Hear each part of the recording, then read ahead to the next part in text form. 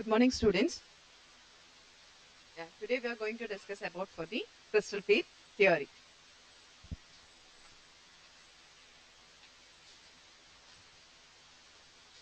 So, crystal field theory, which has to be largely replaced by the valence bond theory for interpreting the chemistry of coordination compounds. It was proposed by the physicist Han Bethe in 1929. So, the subsequent modifications which has to taken from the crystal field theory by J.H. Van Dyck in 1935. That was to allow some covalency in the interactions.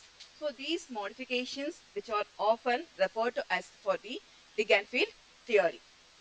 So ligand field theory, which is also called to be as for the molecular orbital theory. So the crystal field theory, which has to be completely replace the limitations of the valence bond theory.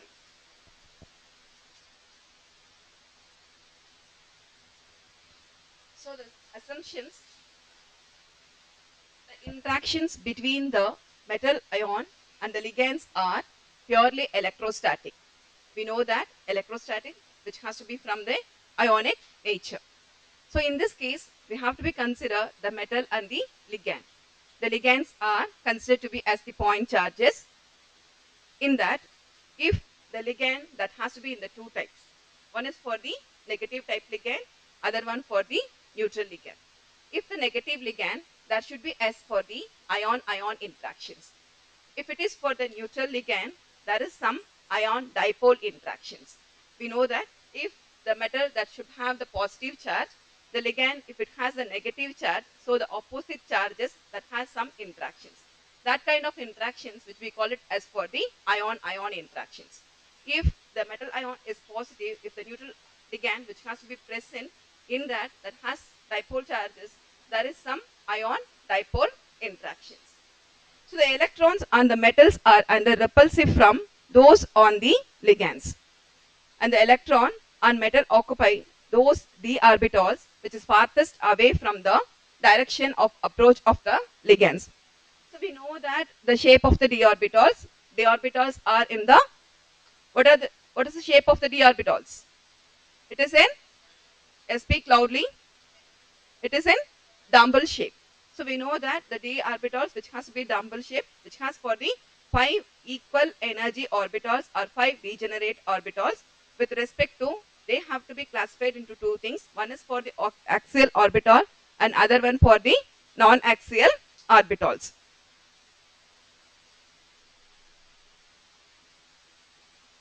So generally the 3d orbitals in an isolated gaseous atoms. So the metals are in degenerate energy levels, which means the d orbital of the metal ion, which has to present in the gaseous atom, which has the d orbital which has in equal energy system, right? If the ligands are, if a spherically symmetric field of a negative charge which is placed around the metal, these orbitals remain degenerate, but all of them are raised in the energy levels, right? As a result, the repulsion between the negative charges on the ligands and the d orbitals, which means if the metal ion that has to be in the spherical metal orbitals in the gaseous state, which has equal energy state, if the spherical field which has to be interacted, that is the equal energy levels are surrounded by the metal ions, even the metal ions in the same, maintain the same degeneracy, but the energy which has to moving in the higher energy levels. When the same metal ions, this has to be explained based on this figure, when this metal ion which has to be in a spherical field, so which has 5 degenerate orbitals, if it interact with the symmetrical field, again which has to be increases its higher energy orbital with its same energy orbitals, right? So if rather than a spherical field, a discrete point charges are allowed to interact with the metal, the degeneracy of the d orbital is removed or which has to be lifted, or the degeneracy of the d orbital which has to be lost, right? So the splitting of d orbital energies and its constants are the heart of the crystal field theory. So instead of the spherical, that is symmetrical field, the different kinds of are the different kinds of the ligands which has to approach the metal ions. What will happen?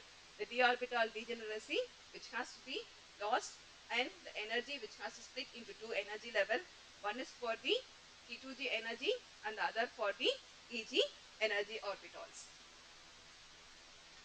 So here not all d orbitals will interact with the same extent with the 6-point charges located on the coordinate axis like plus x, plus y, plus z and minus z respectively.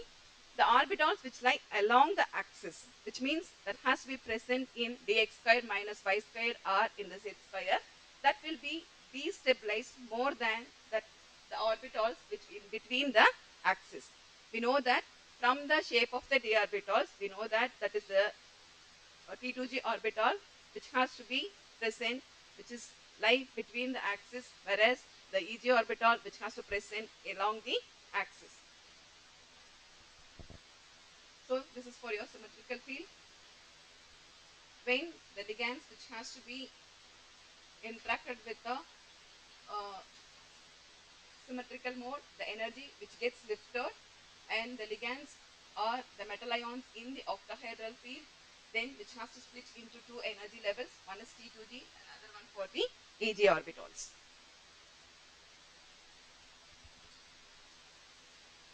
So from the application of group theory, the octahedral point groups x square minus y square and z square orbital belongs to the EG reducible representation, whereas xy, yz and xy, yz and xz belongs to the T2G representation. So to extent to which these two sets of orbitals split denoted by del O are 10 dq. That is change in energy in octahedral field. O represents in the octahedral field. Here, as the barycenter must be conserved on going from a spherical field to an octahedral, the T2G set must be stabilized as much as the EG set is destabilized. We know that EG set of orbital which has to be destabilized and which moving from its higher energy than for your T2G orbitals. So before that, I hope you all know about for the crystal field stabilization energy, right? So what is crystal field stabilization energy?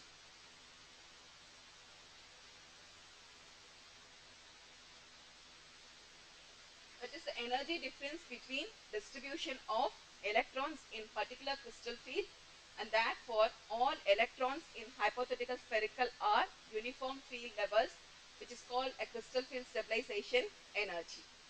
Again, I am repeating, the energy difference between the distribution of electrons in the spherical field or in the uniform field, which is called as the crystal field stabilization energy. So this is the measure of the net energy of occupation of the d orbitals relative to their mean energy. The mean energy which has to be called for the barycenter. So as we have seen, the energy difference between T2G and EG orbital is defined as del O. The energy levels of each of the two EG orbitals would be 0.6 del O above the zero of energy, whereas the energy level of each of the three T2G orbitals, that would be 0.4 del O of below the barycenter or below the zero energy levels, right? So with respect to the one electron from the T2G which has to be stabilized by the 2 by 5 of del O value, whereas the one electron from the EG orbital which has to be stabilized by the 3 by 5 del O value. So here we represent the two values 0.6 del O for each electron stabilized in the EG orbital, which has to be in higher energy. So we have to represent that as the plus sign. Similar way in T2G orbital, it is represent as for the minus 0.4 value. I hope you are able to understand the figure. So the main application of this crystal field theory that is easily we have to identify the color of the complexes. We know that most of the transition metal complexes are in colored one. Is it right? No. So the VBT which doesn't explain the color of the complexes. So that has to be overcome by the CFT. So in that the metal, how the metal ions which becomes as in color, right? So the first thing, that is the hexa aqua titanium complexes, which has to be in purple in color, right? It is a D1 electronic configuration, which means which has only one electron in the lowest energy. The lowest energy is for the T2G energy levels. We know that in T2G we have the 3 degenerate orbitals in one electron, which has to be in the T2G orbital when it is absorbed the light, most probably which absorb the light in the green color, then which has to be moved from its lower energy to the higher energy, that is T2G to the EG orbital. In that, yeah, the electron which transfer from T2G to EG, so through that the green color becomes as in for the purple color, right? That is the energy observed in the green color which reflected to for in the purple color due to for the one electron present in the complexes. Most probably those metal which has for the D1 configurations. So in that, the UV spectrum which shows only the single spectrum near at 20,300 centimeter inverse. So this has to be corresponds to need for the energy level is 243 kilojoule per mole. So this much energy needed to shifting the electrons from the lower energy to the highest energy. So this CFSE energy value which has to be, the energy which has to be calculated from this theory or else from the Barnlande equations.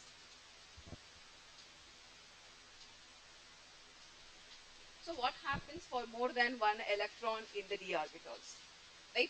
So generally if it d1 electrons, which is easily moved from its lower energy to the higher energy. Similarly for d2, d3, like, right? So if it is moving to for the d4, d7 system, what will happen? That is T2G, which has 3 degenerate orbitals. Already we discussed in one electron in the T2G orbital, which has to be easily moved from the lower energy to the higher energy state. If it has more than one electron, what happens? Again, it has the 2 electron. Generally, if it has 2 unpaired electron, in that the one of the electron which move from its lower energy to the higher energy orbital. And similar way, D3. If it has D4, the 4th electron which move from either, that is the occupation of the 4th electron, either moving from the lower energy or else from its higher energy. This is because of the nature of the ligands, right? That is the 2 important parameters which we are considering here. The one is for pairing energy and other for the crystal field stabilization energy, right? So based on that, we have to be classified. The thing is, one is for the low spin complexes and other for the high spin complexes, right? So the D4, D7 systems either put the electron in the T2G set and therefore pair the electrons, which means the pairing energy which has to be less than that of the splitting energy, so which has to be easily paired up, right? And similar way, the other way, the electrons in the EG set which lies in the higher energy, but the electrons do not pair, which means the pairing energy which has to more than that of the splitting energy. So which is not easy to pair up. So which follow for the Hund's rule, then the one electron which move from its lower energy to the higher energy. I hope you are able to understand the thing.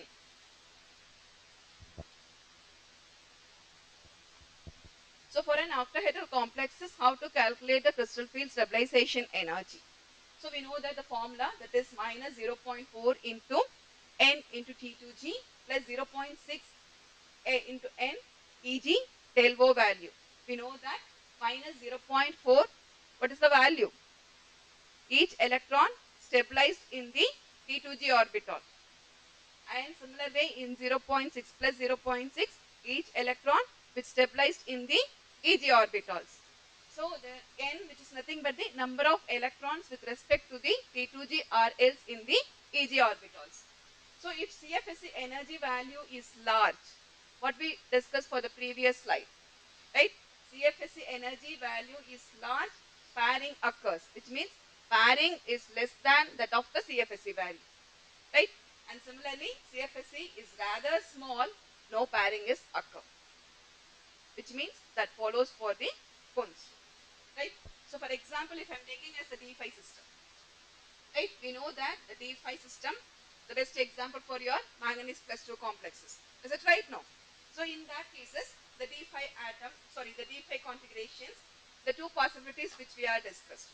One is the 5 electrons are occupied, which means that are half filled occupations, which is result in for the high spin complexes. So here see that is the splitting energy is less than that of the pairing energy.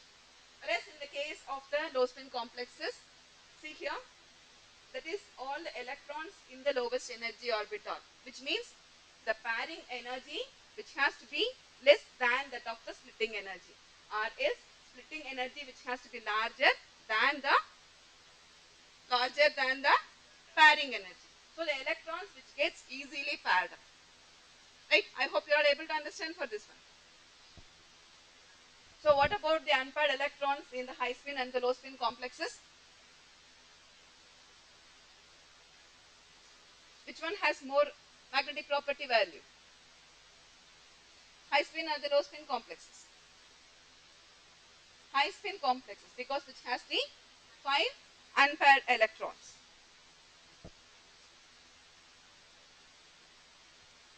So the few examples which has to be given in this slide. For example, the hexa aqua ion complexes and hexa cyano complexes, both are in the D6 system, but that is the energy levels which has to be differ.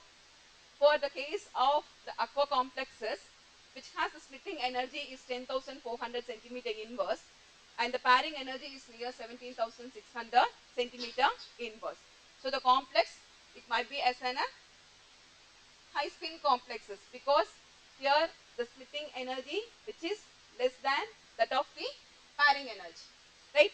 And for the second one, the cyano complexes, in that the splitting energy which has to more than that of your pairing energy, so which forming as for the low spin complexes. With this has to be according with the nature of the ligand, the cyano ligand which may be a strong, which is a stronger ligand than for the aqua complexes or in the aqua ligand, right? And similar the other example which has to be given, that is the hexafluorocobalt and for the hexaamino cobalt complexes. In that the hexafluoro complexes which forms as for the high spin complexes, and hexaamino complexes which forms as for the low spin complexes. And the crystal field stabilization energy which has to be depend on the three main factors, are the factors affecting magnitude of the crystal field stabilization energy. So what are the main factors? Mainly for the nature of the ligands and the charge on the metal ion and geometry of the complexes. These three are the main factors which affecting for the del O value, or else for the crystal field stabilization energy value. So we know that the nature of the ligands, the different ligand causes different degree of splittings. So ligands which cause small splitting are considered to be as for the weak field ligands, and those cause large splitting which has for considered to be as for the strong field ligands. So it's possible to list the ligands or metal ions in order to increasing the field strength in a spectrochemical series, or the nature of the ligand which has to be explained or which has to be given in the spectrochemical series. So the spectrochemical series which has to be tabulated in this slide. So for our convenience, which has to be easily identified, that is the halogen atoms that has to be considered as for the weak field ligand, right? Halogens, oxygen, nitrogen, and for the carbon. So the strength which has to be increase from halogen, oxygen, nitrogen, and for the carbon ligand. If you are saying that any kind of the halogens, for example, hexafluorocobalt and hexaaminocobalt, in that which one forming as the strong field or which one form as the strong field ligand and which one form as the weak field ligand? Can you? Hexafluorocobalt, hexaaminocobalt. In that, which one forms as for the strong field ligand? Hexaaminocobalt complexes. Good.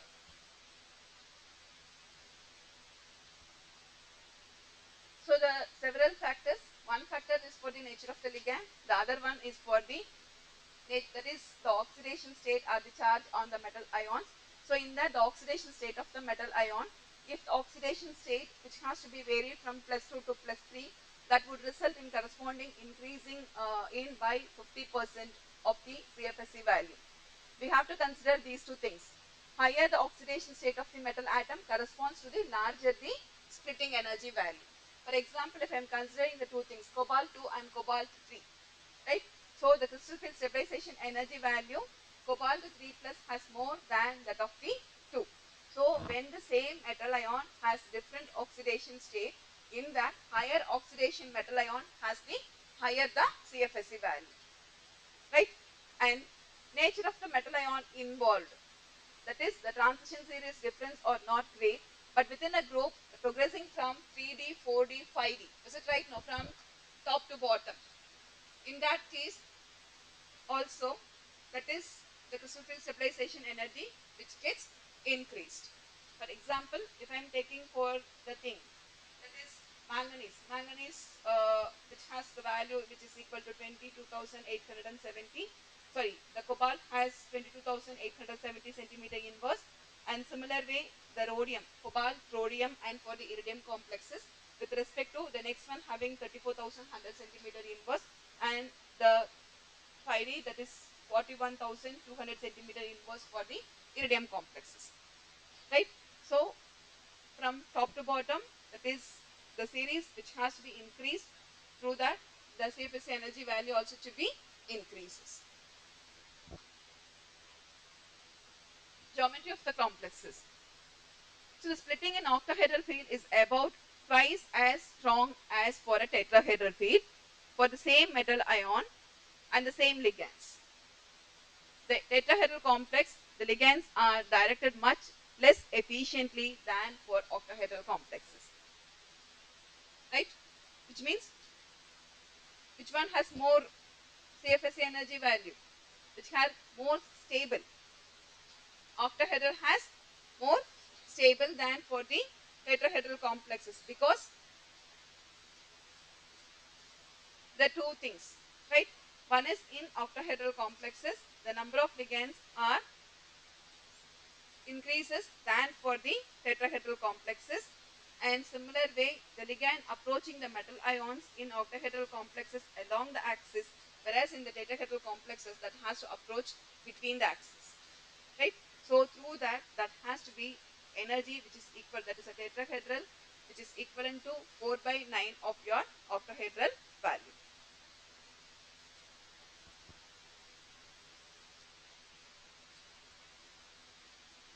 So these are the different complexes which has the different crystal field stabilization energy.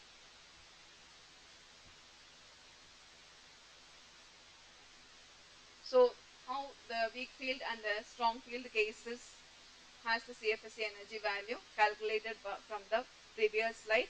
The electrons from the d orbital from d1 to d10, right? If I am asking the questions to you, what about the d0, d5 and d10 configuration has the CFSE energy value? CFSE energy value d0, d5, d10 के every, it has 0 because of d5 is for half filled, d10 is completely filled, d0 which doesn't have any electrons in the d orbital. Through that has for the 0 CFSE energy value. the D5 for the high spin complexes, not for the low spin complexes. If it low spin complexes, that has some CFSE energy value, right? So application of CFT, the one thing is for color of the complexes, and the other thing was easily calculate the magnetic properties of the complexes. And also we have to easily know the lattice energy for the metal halides of the first order transition metal ions. So here we have to draw the graph for the lattice energy with the various of DN ions. In that, from calcium to zinc, the lattice energy which has to be increases, that has to be denoted by the solid lines, right? This is for our expectation. But the variations which has to be occur in for the manganese plus 2 and for the zinc plus 2 ions. This is because of that is half filled and for the completely filled orbitals. So through that has for the 0 CFSE energy value. So if the CFSE energy value which has to be less, then the deviations which has to be occur. And similar way, hydration enthalpy. So the hydration effect or the hydration energy, which is nothing but the energy released when 1 mole of or 1 water molecule which interact with the number of water molecule which interact with the metal ions, right? So in that case, the hexa aqua metal complexes which we consider, in this case the calcium, manganese, zinc have the D0, D5 and D10, and hence that has for the CFSE value is 0, and other ions which has for expected value. So the deviations which occurs from the calcium, manganese and for the zinc complexes, because of the same thing, that is half filled and for the completely filled of the electrons with respect to that has for the 0 CFSE energy value. So what we have discussed for the previous slides, that is CFT in octahedral complexes, followed by the few applications in CFT and the various factors which affecting for the CFSE values also. The next one is for tetrahedral field considerations. Instead of octahedral field, how the splitting which has to be occurred in the tetrahedral field. So imagine a tetrahedral molecule inside a cube. Just you have to imagine the tetrahedral, we know that, is it right now? Consider the cube, in that how the tetrahedral molecule which has to be occupied, which means all the corners are occupied, all the alternative corners are occupied by the atoms. How many corners are in cube? It has 8 with respect to the alternative corners are occupied by the cube and the other corners are empty. So the 2 e orbitals point to the center of the faces of the cube, while the 3 T2 orbitals point to the center of the edges of the cube. Therefore, the angle between the e orbitals, metal and ligand, is 1/2 of the tetrahedral angle, 109 degree 28 by 2, that which has 54 degree 44 minutes. But the angle between the T2 orbital, which has 35/16. So the T2 orbitals are nearer direction to approach the ligands than E orbitals, right? The T2 orbitals are nearer to the direction of approach of the ligands than E orbitals. Hence T2 orbitals have higher energy compared to the E orbitals, right? So in the tetrahedral complexes, we must represent, instead of T2G and EG, T2 and E. What is T2 and what is E? T represent tripling degenerate orbitals. E represent doubling degenerate orbitals. G for the gerate. That is centrosymmetric molecule which has for the gerate in octahedral complexes. Whereas in tetrahedral, it's for the unsymmetrical arrangement. So with respect to, we have to avoid for representing the G value. So instead of T2G, we have to represent as T2 and E value. So the only thing is the T2 which has to be higher energy than for the E orbital. just inverse of your octahedral complexes. So this is a case of tetrahedral field. The tetrahedral has less than, that is that of your, the crystal field splitting in octahedral complexes because of the number of ligands as well as the approaches the ligands in the metal ions. So in that case, the metal ion in the symmetrical field which has same 5 orbitals or equal energy orbitals, when it is present in tetrahedral field which has to split into 2 energy levels, the highest energy level is for your E2, the lowest energy for the E orbitals, right? So the splitting energy which has to be denoted by the del T value.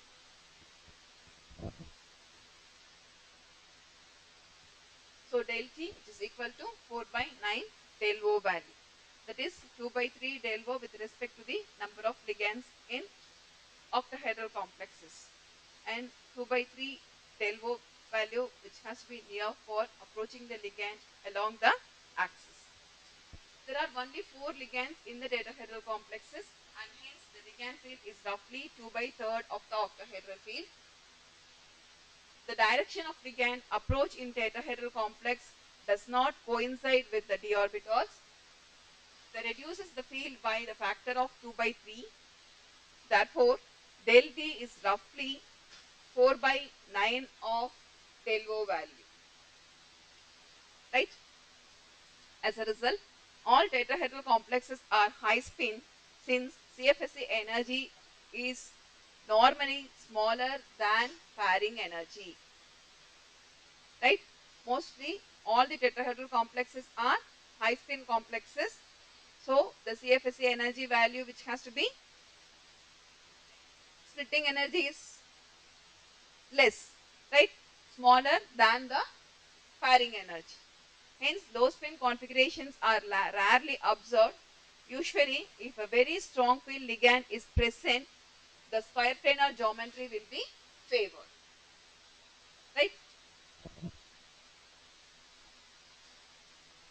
So, by using CFSE energy value, we have to easily identify whether the metal oxide is a spinel or in the inverse spinels. Already we discussed the things from the previous classes. We know that the spinels which has the general formula is Ab2O4 type. In that, A which is for the +2 oxidation metal, B which has for the +3 oxidation metal. So the spinel is the name given by the mineral magnesium aluminum oxide. It has a common structural arrangement shared by many oxides of the transition metals with the formula Ab2O4. In the normal spinel, the oxygens form a cubic close pack arrangement. The magnesium +2, that is for your A type metal, which sit in tetrahedral sites, 1 by 8 of the tetrahedral sites, and the aluminium, that is a +3 oxidation metal, which has to be occupied in for the half of the octahedral sites. So based on that, we have to give the general formula of the spinels formula.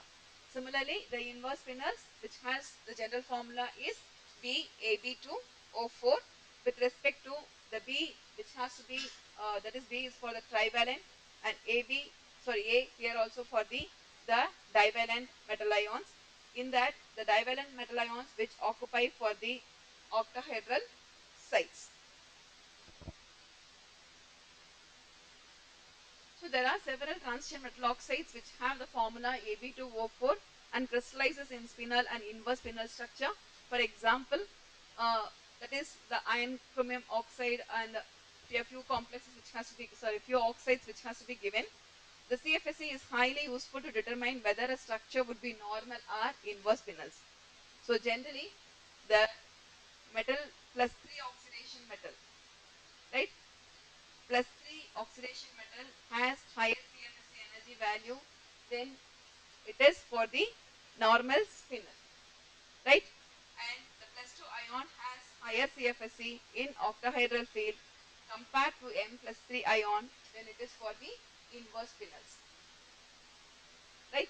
Again, I am repeating, that is +3 ion has higher CFSE in octahedral field compared to +2 ion that considered to be as a normal spinel, and M plus 2 ion has higher CFSE in octahedral field compared to M plus 3 ion, which gives as inverse spinels. For example, Mn3O4. We know that the manganese, which has to be stable with different oxidation state, Mn3O4, in that whether it may be as a spinel or inverse spinel. So generally we know that the oxygen that considered to be as for the weak field ligand. So Mn plus 2, it's for the D5 configuration. We know that in D5 configuration, weak field ligand always follows for the high spin complexes, which means high spin complexes, the pairing energy is more than that of the splitting energy, right? So based on that, the Mn plus 2 has D5 configuration with respect to which has 0 CFSE energy value. Whereas in the case of plus 3 oxidation state, it has a D4, in that T2G3 and EG1, from the calculation of CFSE value which has 0.6, they'll go value, right? So in that, which one has more CFSE energy value? Plus 3 oxidation method. So plus 3 oxidation has more CFSE than plus 2, then the type of the complex is normal spin. Likewise for the Fe3O4 type, here also in that the oxygen which forms as for the close packing arrangement, in that oxygen that considered to be as a weak field ligand. So here also we considered as for the high spin complexes. We know that iron plus 2 and iron plus 3. Iron plus 2 has a D6 configuration, whereas the iron plus 3 which has for the D5 configuration. So iron plus 3 has 0 CFSE energy value, whereas the iron plus 2 which has 0.4 Delvo value. So in that case, the Mn plus 2 has more CFSE value than for the Mn plus 3. Then which has to be considered to be as an inverse spinel, right? So special cases of D8. We know that the D8 configuration metal ions, nickel, platinum, palladium. So the nickel, platinum, palladium,